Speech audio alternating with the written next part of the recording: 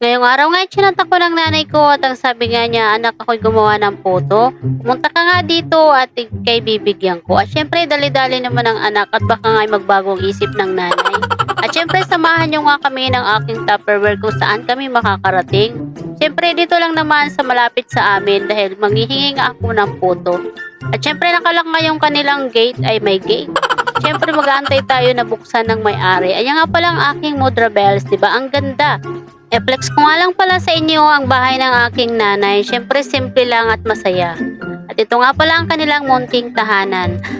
At agad na nga akong pumasok at dire-diretso na nga ako sa kanilang kusina. At syempre, isa lang naman ang aking pakay kung saan nakalagay ang kanilang pagkain.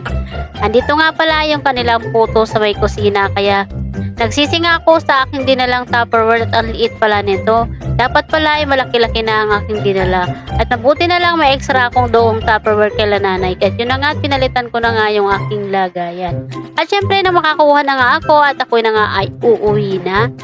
Pagka-uwi ko nga sa bahay at tinikman ko nga agad ito ay ang sarap naman talaga. Napakayami. Kaya thank you for watching!